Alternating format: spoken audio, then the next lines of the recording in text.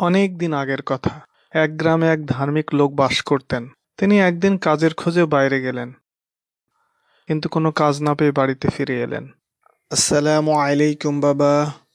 ওয়ালাইকুম আসসালাম বাবা। আমার সন্তানেরা কোথায় বাবা? তারা সবাই ঘুমিয়ে পড়েছে। বাবা, ওরা কি নামাজ পড়েছে? বাড়িতে কোনো খাবার ছিল না, তাই ওরা সবাই না খেয়ে ঘুমিয়ে পড়েছে, নামাজও পড়েনি। শোনো বাবা, নামাজ পড়তে হবে। নামাজ হলো আল্লাহ তাআলার একটি প্রধান ফরজ ইবাদত। আমি ওদের নামাজের জন্য জাগিয়ে দিচ্ছি, ওরা নামাজ পড়ুক। ওদের জাগিয়ে দিলে খাবার না পেয়ে ওরা তো ক্ষুধায় আবার কান্নাকাটি শুরু করবে বাবা। শোনো বাবা, ওরা সবাই নামাজ পড়ুক, তাদের রিজিকের দায়িত্ব আমার না। রিজিকের বিষয় আল্লাহ তাআলার উপর ছেড়ে দাও। আল্লাহ তাআলা বলেছেন, তোমার পরিবার বর্গকে নামাজের আদেশ দাও এবং তুমিও তার উপর অবিচল থাকো।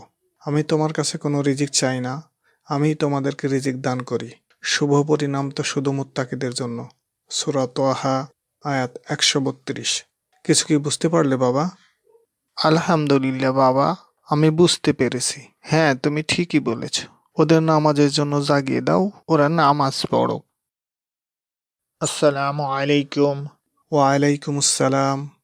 এই খাবারগুলো সব আপনার পরিবারের জন্য, আপনি অনুগ্রহপূর্বক গ্রহণ করুন। না না, আমি আপনার এত খাবার গ্রহণ কেন করব? এটা তো আপনার খাবার।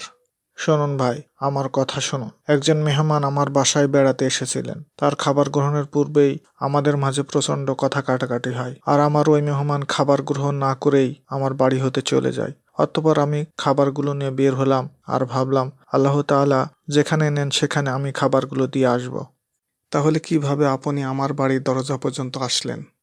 তাহলে শুনুন, আল্লাহর শপথ করে বলছি, হাঁটতে হাঁটতে আমি আপনার দরজায় এসে দাঁড়িয়ে গেলাম, আর আমি বুঝতে পারছি না কে আমাকে আপনার দরজার সামনে এনে দাঁড় করিয়ে দিল। বাবা, তুমি ঠিকই বলেছ। আল্লাহ তাআলা তার বান্দার সময় মতো রিজিক দিয়ে থাক। আলহামদুলিল্লাহ, আল্লাহর ওয়াদা সত্য এবং তার নিয়ামতের শুকরিয়া আদায় করে শেষ করা যাবে না। তিনি তো রিজিকের একমাত্র মালিক। আলহামদুলিল্লাহ সুম্মা আলহামদুলিল্লাহ।